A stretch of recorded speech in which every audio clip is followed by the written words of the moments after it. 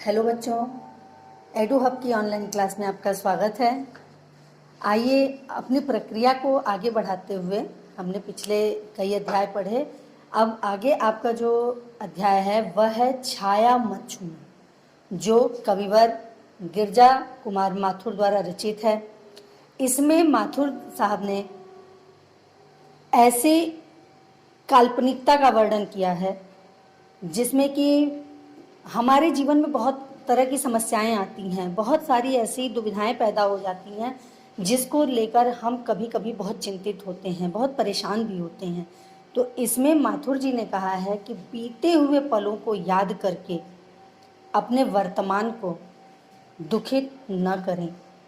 अपने बीते हुए समय को, भूली बिसरी यादों को, जो अच्छे पल हैं उन्हें याद करके और वर्तमान के दुख में शामिल करने के बाद अपना वर्तमान दुखमय नहीं करना चाहिए, बल्कि उन पलों को सुखमय रूप में याद करके उस सुख की अनुभूति करते रहना चाहिए। तो आइए इसका जो प्रथम चरण है आपकी कविता का, उसको शुरू करते हैं।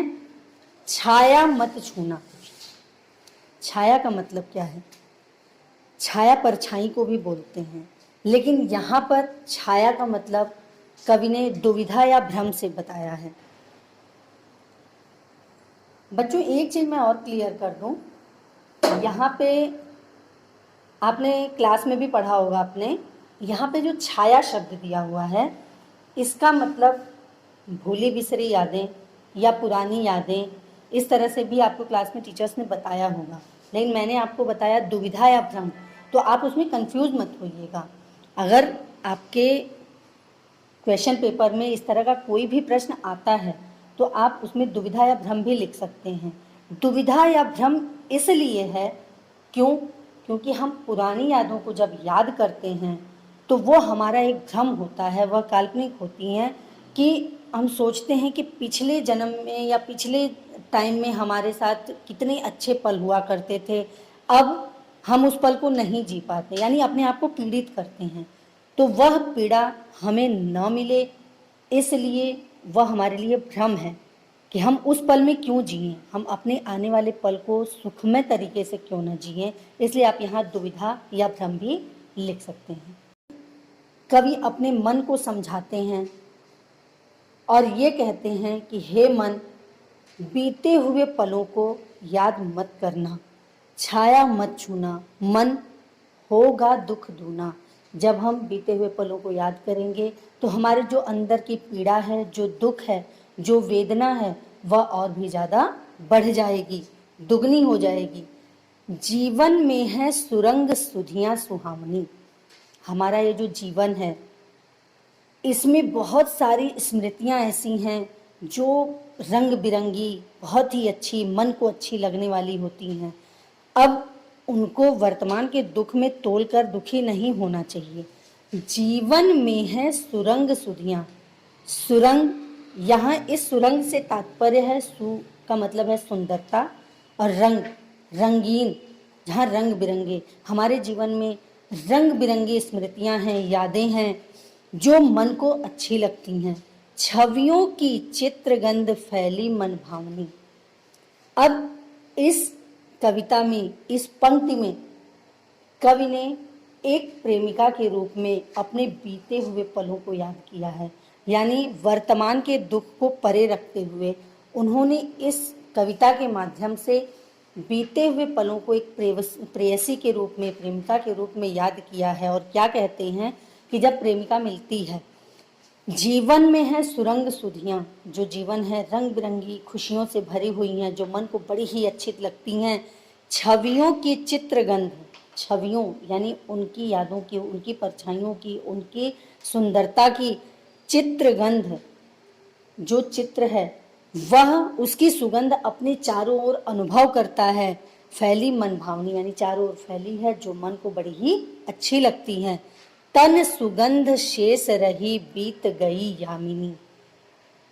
जब प्रेयसी से मुलाकात हुई तो उसके जाने के बाद उसके तन की जो सुगंध है वह रह जाती है। रात बीतने के बाद उसके तन की सुगंध रह जाती है और प्रेयसी चली जाती है। यानी इस बात को सोचकर कभी उत्तेजित हो रहे हैं और मन में प्रफुल्लित हो रहे हैं। कुंतल के फूलों की याद बनी चांदनी। कुंतल यहाँ बालों का जो रूप है, केश है, वह कुंतल को बनाए, जो बालों में गजरा लगाया हुआ था, फूलों से बालों को सजाया हुआ था, उसकी सुगंध अभी भी चारों ओर फैली है, उस चांदनी रात में चारों ओर फैली हुई है। भूली सी एक छुअन बनता हर जीवित क्षण। यानी जो स्पर्श, जो छुअन था उस प्रेयसी के माध्यम से, वह अब महसूस हो रहा है, उसको अनुभव कर रहा है कवि कि भूली सी एक छुअन बनता हर जीवित क्षण, छाया मत छूना। यानी इस पूरी पंक्ति में कवि क्या समझाना चाहते हैं कि आप अपने दुख को, अपने दुख के समय में सुखमय पलों को याद करके दुखी न हों, बल्कि उस सुखमय पलों को उस प्रकार याद करें ताकि आपके वर्तमान का दुख कम हो जाए। अगर आप उस सुख को, दुख को बढ़ाने के रूप में याद करेंगे तो आपकी जो दुख है, आपकी जो पीड़ा है, वह और भी अधिक बढ़ जाएगी, दुगनी हो जाएगी। तो कवि अपने मन को समझाते हुए कह रहे हैं, हे मन, पुरानी बीती बातों को याद मत करना, या नहीं तो मन की पीड़ा दुगनी हो जाएगी। तो अब इन पंक्तियों से बच्चों आपके बनने वाले क्वेश्चंस मैं बता दूं कि वो कौन कौन से हैं। पहला प्रश्न आपका बनता है, छाया शब्द किस संदर्भ में प्रस्तुत हुआ है। जैसा कि मैंने आपको समझाते समय ही बता दिया था कि छाया का मतलब परछाई भी होती है, पेड़ों के नीचे बैठते हैं वो भी एक छाया होती है, लेकिन यहाँ पर बीते समय को याद करने की दुविधा, मन में दुविधा पैदा करने के रूप में इस छाया मत छूना में, यानी इस पंक्ति में मन में दुविधा के रूप में छाया का प्रयोग हुआ है। कवि ने छाया को न छूने का परामर्श दिया है। क्यों? कवि ने ये कहा है कि छाया मत छूना। ऐसा कवि ने इसलिए कहा है कि हे मन, सुखी पलों को याद करके वर्तमान में दुखी मत हो। अगर उस सुख को दुख के रूप में याद करोगे तो दुख दूना हो जाएगा, इसलिए उसे याद न करने का परामर्श दिया है। जीवन में है सुरंग सुधियां सुहावनी का क्या तात्पर्य है। यानी हमारा ये जो जीवन है, भगवान ने कितने जन्मों के बाद ये मनुष्य रूप में जो जन्म दिया है, इस जीवन में इसको सुहावनी बनाने के लिए जीवन में है सुरंग सुधियां सुहावनी, यानी हमारा जो जीवन है यह रंगीन है, इसमें मस्त रहो, खुश रहो, चारों ओर अच्छा ही अच्छा देखो और अपने जीवन को सुखमय व्यतीत करो। नेक्स्ट क्वेश्चन है, तन सुगंध शेष रही बीत गई यामिनी। तन सुगंध शेष रही बीत गई यामिनी, यानी जब हम किसी से मिलते हैं, संयोग का जब रूप होता है तो वह सुखमय होता है। संयोग के बाद वियोग अवश्य आता है, तो संयोग का जो पल होता है वह सुखमय होता है। तो यहाँ कवि कहते हैं कि जब हम प्रेयसी से मिले थे वह सुखमय पल था, और उसके जाने के बाद सिर्फ उसके तन की सुगंध रह जाती है, वह तो चली जाती है। नेक्स्ट क्वेश्चन है आपका, कुंतल के फूलों की याद बनी चांदनी में कवि को कौन सी यादें कचोटती हैं।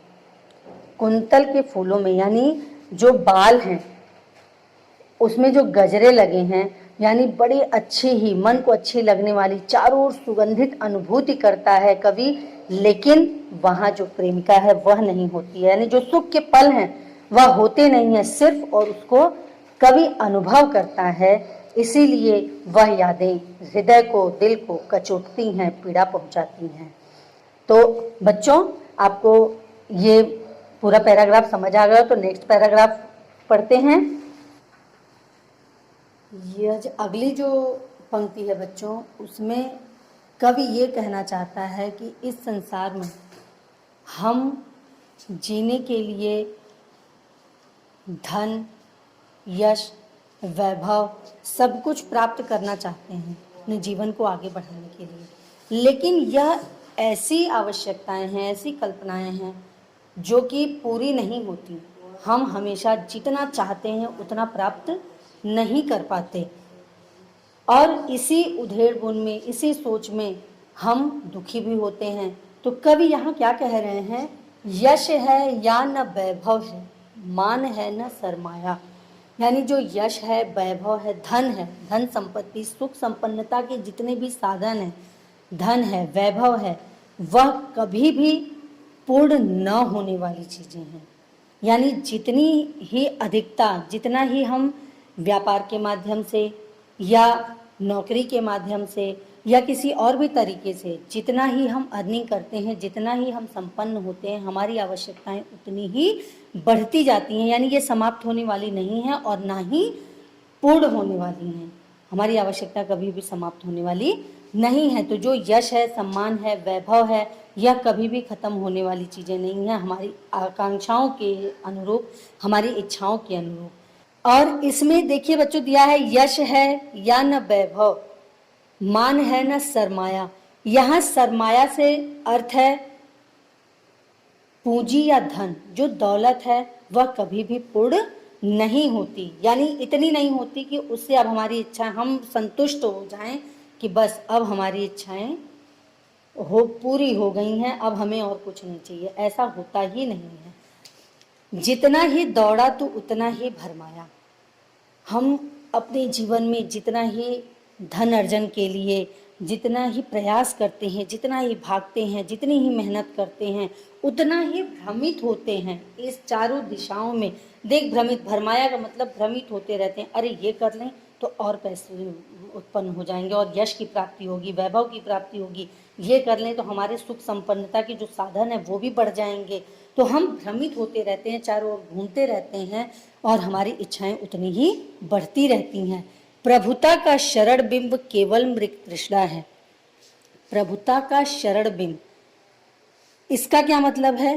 बड़प्पन का एहसास। प्रभुता यानी हम सर्वश्रेष्ठ हैं, इस तरह का जो एहसास है वह किसके समान है? मृग तृष्णा। रेतीली जगह में मृग भागता जा रहा है, भागता जा रहा है, किसकी तलाश में? पानी की तलाश में, लेकिन उसे पानी प्राप्त नहीं होता। यही हम मनुष्य का कारण है कि हम इस संसार में भागते रहते हैं कमाने के लिए, इधर उधर अपना जीवन लगा देते हैं, लेकिन जो बड़प्पन का एहसास है, जो प्रभुता का एहसास है, वहाँ तक पहुँचना बड़ा मुश्किल होता है और कभी कभी तो हम पहुँच भी नहीं पाते हैं। लेकिन चाहत तो यही होती है कि हम सबसे बड़े हों, हमारा प्रभुत्व हो, और वह मृग की प्यास के समान रह जाती है, यानी वह पूरी नहीं होती है। हर चंद्रिका में छिपी एक रात कृष्णा है। हर चंद्रिका, हर चंद्रिका क्या है?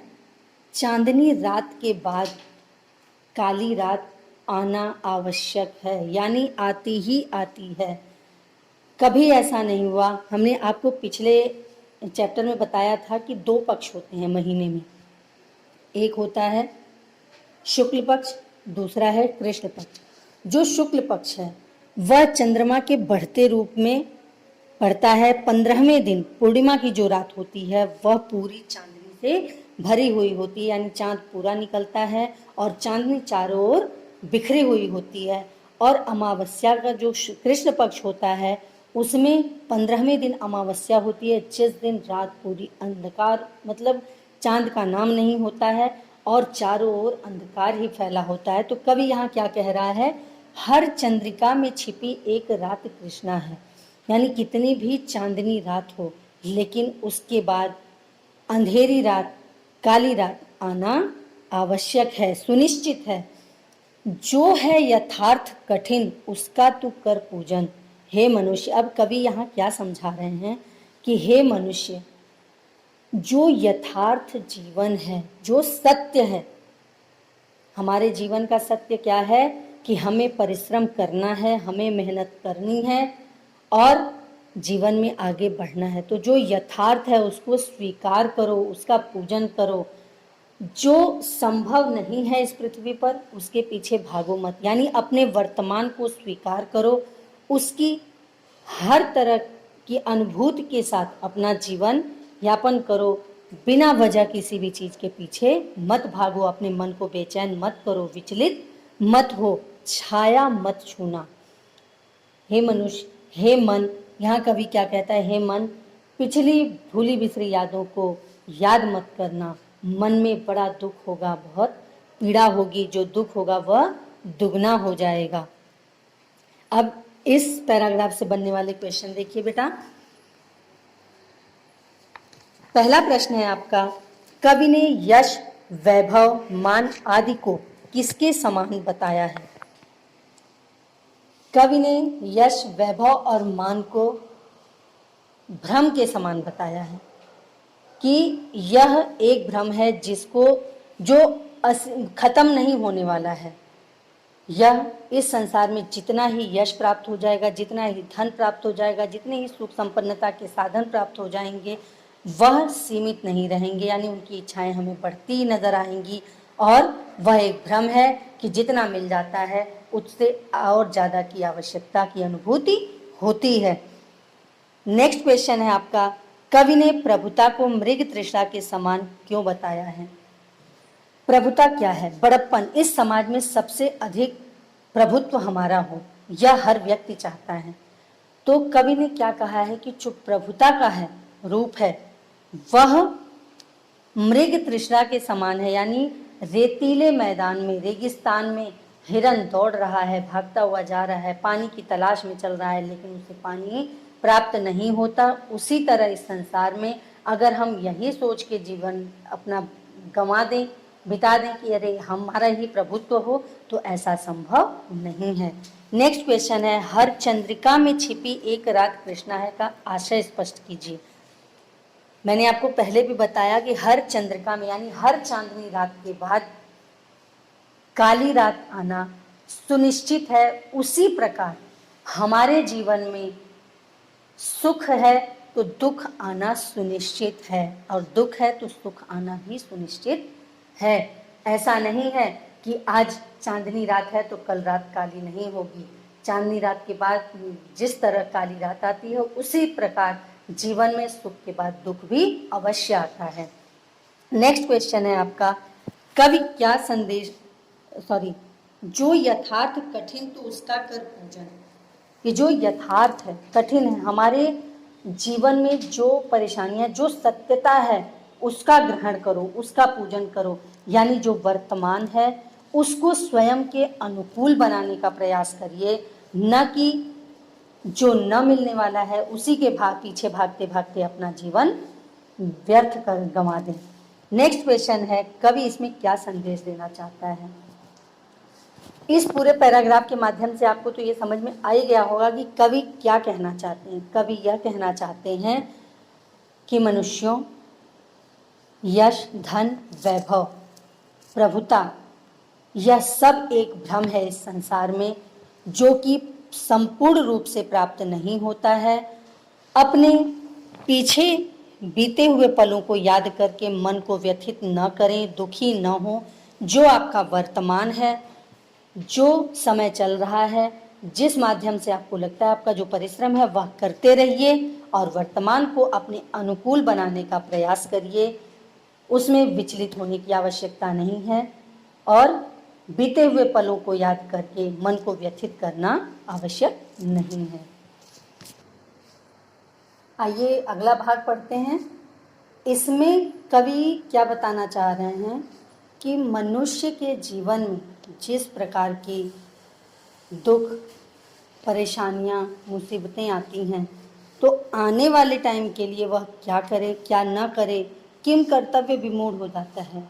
क्या करें, क्या न करें की जो स्थिति है, जो एक तरह से कहिए प्रॉब्लम्स हैं उनकी, जो परेशानियां हैं, कि वह यह समझ नहीं पाता कि अपनी सफलता या असफलता का जो मार्गदर्शक है वह कैसे प्राप्त करें। इस तरह की जो भावनाएं उनके मन में चलती रहती हैं, इसके बारे में कवि आगे वाले भाग में बताते हैं। क्या कह रहे हैं? दुविधा हत साहस है, दिखता है पंथ नहीं। दुविधा हत यानी दुविधा से साहस होते हुए भी दुविधाओं से ग्रस्त है मनुष्य। हिम्मत है, करने की हिम्मत है कि हमें कुछ करना है, आगे बढ़ने का जुनून भी है, लेकिन बहुत सारी दुविधाएं हैं उसके मन में, जिसके वजह से वह आगे नहीं बढ़ पा रहा, उसे रास्ता नहीं दिखाई दे रहा कि आखिर क्या करें। मतलब करने न करने की परिस्थिति का वह चयन नहीं कर पा रहा है कि हमें करना क्या चाहिए। देह सुखी हो पर मन के दुख का अंत नहीं। शरीर तो सुखी दिखाई देता है, ये तो दिखता है कि हाँ वह स्वस्थ है, अच्छा है, लेकिन जो मानसिक संतुलन है वह बिगड़ा हुआ है। मानसिकता बिल्कुल ही काम नहीं कर रही। मानसिक जो उनका तनाव है वह उन्हें सुखी नहीं रहने दे रहा है, चैन से नहीं रहने दे रहा। वह बड़े पीड़ित है मन की बातों से। और दुख है न चांद खिला शरद ऋतु आने पर।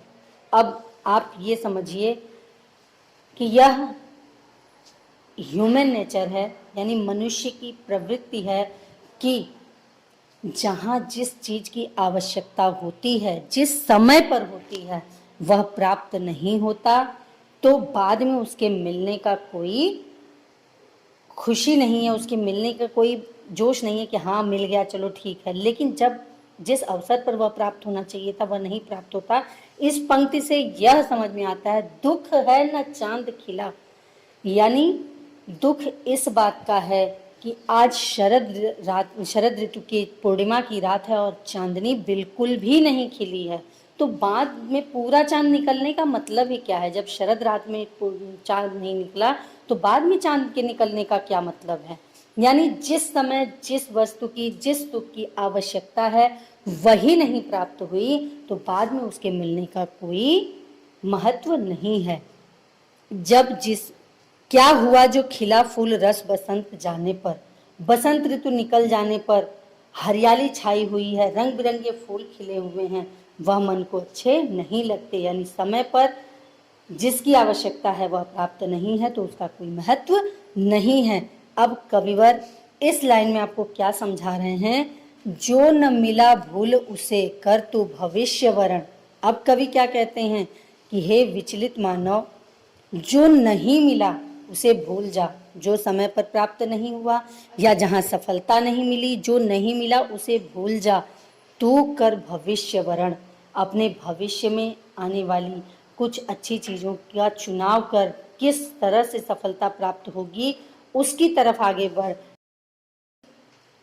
वरण का अर्थ है चुनाव करना, स्वीकार करना, यानी बीती बातों को याद कर दुखी मत हो, अपने भविष्य का चुनाव करो कि क्या करोगे जिसके माध्यम से तुम्हें सफलता की प्राप्ति होगी, सुख की प्राप्ति होगी और जो तुम्हारी चाहत है, जो तुम्हारी अभिलाषाएं हैं वह सारी पूर्ण होंगी। वह मनुष्य छाया, अब मन को क्या कह रहे हैं कभी?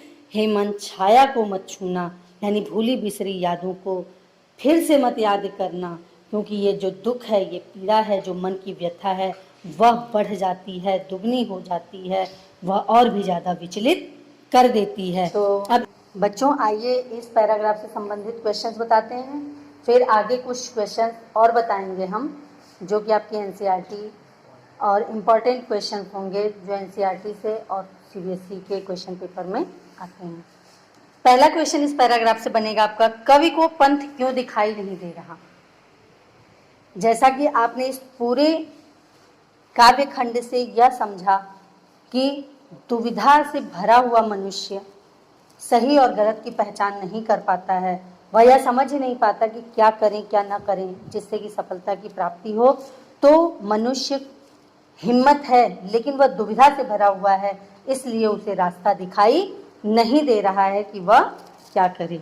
नेक्स्ट है, कवि के शरीर और मन में सामंजस्य क्यों नहीं है?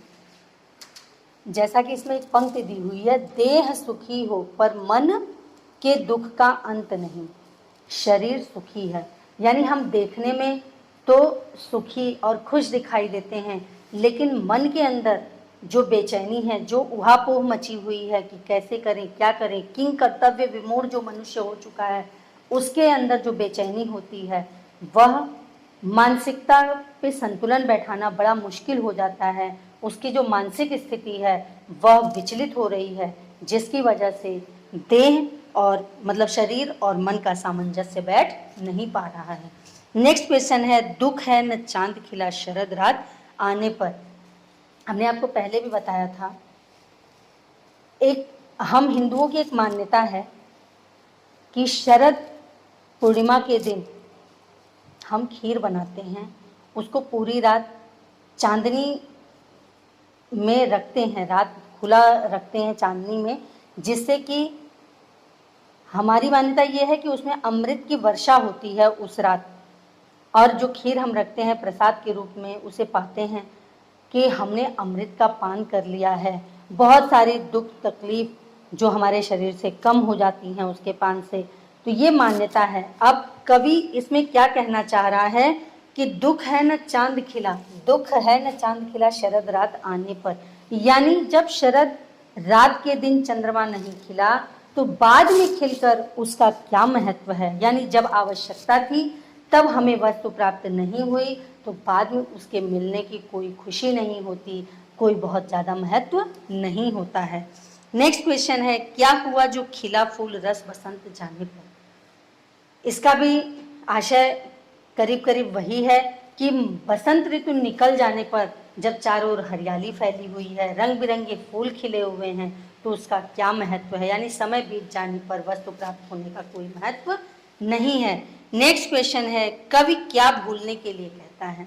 यह हमारे जीवन का बड़ा महत्वपूर्ण क्वेश्चन है।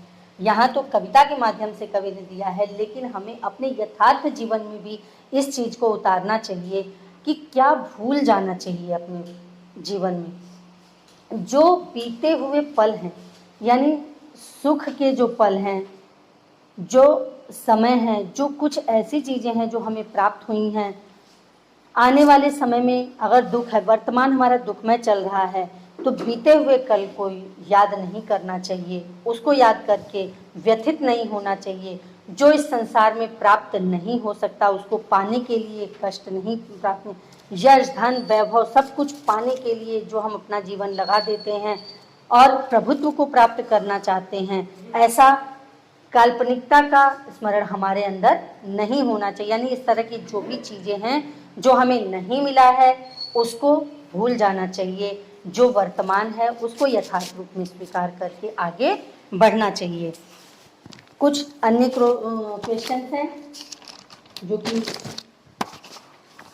देखिए, पहला है, कविता में विशेषण के प्रयोग से शब्दों के अर्थ में विशेष प्रभाव पड़ा है। जैसे कठिन यथार्थ, यानी जो सत्यता है, सत्य कठिन होता है, तो जो सत्यता है वह कठिन है। अब ये एक विशेष रूप, विशिष्टता दे दी इसको कवि ने। तो इस तरह के बहुत सारे शब्द आए हैं हमारी इस कविता में। तो ऐसे अन्य उदाहरण छांट कर लिखिए और उनके माध्यम से क्या विशिष्टता पैदा हो रही है वह भी बताइए। पहला है दुख दूना। दूना जो शब्द है वह विशेषण है। दुख तो अपने आप में ही व्यथा का प्रतीक है, पीड़ा का प्रतीक है, दुखी है, आदमी जानता है, लेकिन दूना उसने उसमें और भी प्रगाढ़ता ला दी है और भी ज्यादा कष्टकारी बना दिया है उसे।